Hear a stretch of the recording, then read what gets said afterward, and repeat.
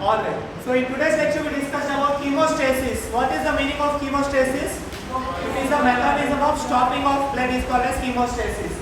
So before understanding chemostasis, we need to understand the mechanism.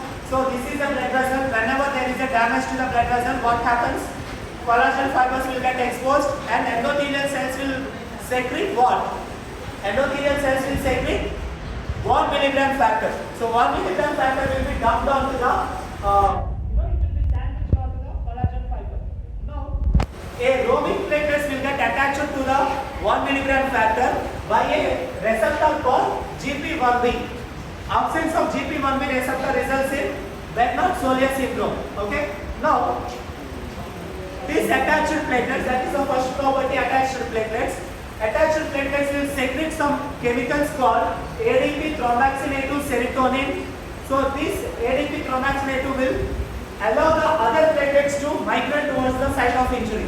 That results in aggregation of platelets, which is the second property of platelets. Okay, platelets got aggregated. Aggregated platelets will prevent the bleeding. Okay, now aggregated platelets will attach each other by a receptor called 2B3A. Absence of this receptor also results in excessive bleeding disorder. The 2B3A disorder is called as Gallman's thrombocythemia. Okay. Now, if there is an excessive clotting in the body, then we will give aspirin to the patient. Aspirin is an antithrombotic drug.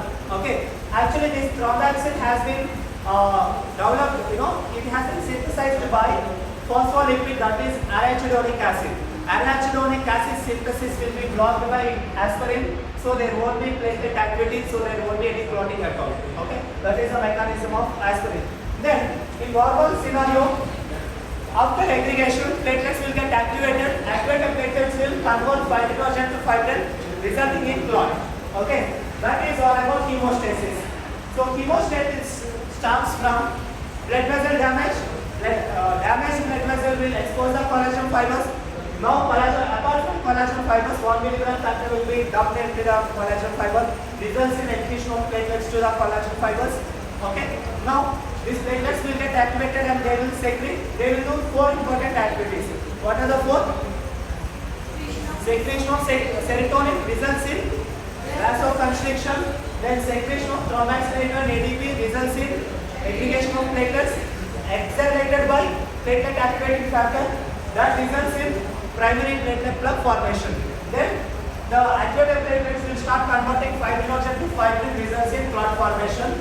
That requires cutting clotting factors, and this mechanism is called as coagulation mechanism, that we will discuss tomorrow.